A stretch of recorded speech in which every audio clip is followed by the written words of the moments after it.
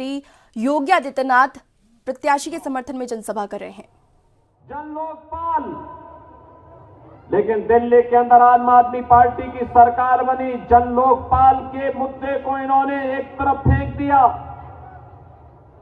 Citizen charter की बात कही थी, जिसमें जनता के प्रति जवाबदेही की ये लोग बात करते थे, लेकिन जनता के प्रति इनकी जवाबदेही क्या है? दिल्ली के अंदर अभी मैं आ रहा था, जब मुझे मंगोलपुरी की सभा में भाग लेने के लिए आना था, गाजियाबाद से मैं बाई रोड आपके पास आया हूं। सड़कें कितनी खराब हैं, अंदाजा लगाना स्वयं कठिन है। आप स्वयं इसका अंदाजा लगा सकते हैं, क्योंकि रोज भुक्तभोगी होते हैं, रोज गिरते हैं, रोज ठोकरें खाते हैं। अंदाजा लगा सकते हैं क्या ये दिल्ली के अंदर की सड़कें होनी चाहिए थी? क्या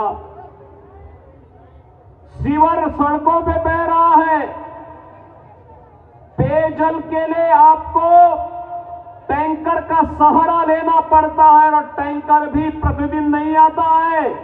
कहीं सप्ताह में एक दिन आता है, कहीं 2 दिन आता है।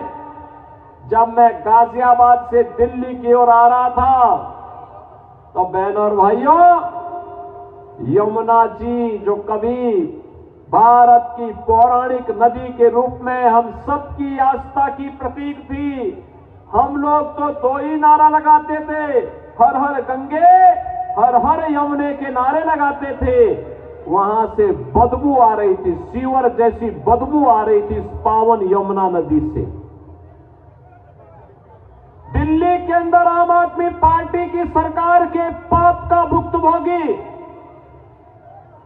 आम आदमी पार्टी सरकार के पाप की भुक्तभोगी हमारे मथुरा, वृंदावन, आगरा वासियों को भी और वहां आने वाले श्रद्धालुओं को भी होना पड़ रहा है।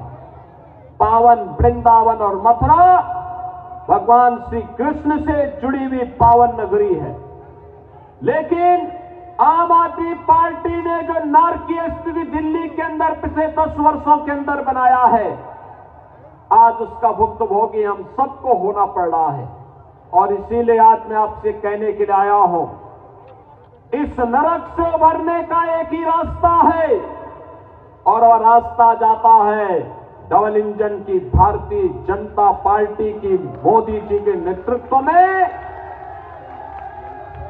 केंद्र की सरकार की तर्ज पर दिल्ली के अंदर भी भारतीय जनता पार्टी की सरकार बने।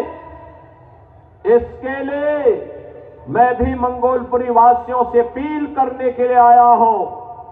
ये अपील इसलिए, बहनों और भाइयों, कहने के लिए आप दिल्ली के अंदर रह रहे हैं, लेकिन बुनियादी सुविधाओं से आम आदमी पार्टी ने आपको वंचित करके रखा हुआ है।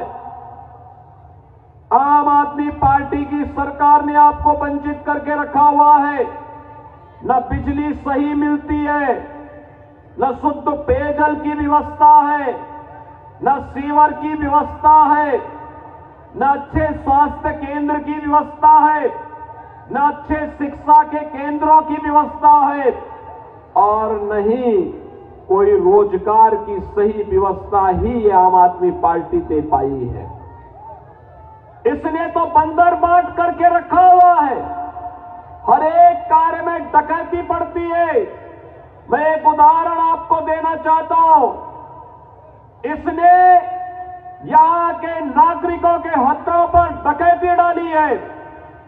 एक होता है श्रमिक कल्याण बोर्ड, और श्रमिक कल्याण बोर्ड के माध्यम से श्रमिकों के द्वारा जो सेस दिया जाता है, उस बीओसी बोर्ड के माध्यम से उस पैसे को श्रमिकों के वेलफेयर के लिए खर्च किया जाता है।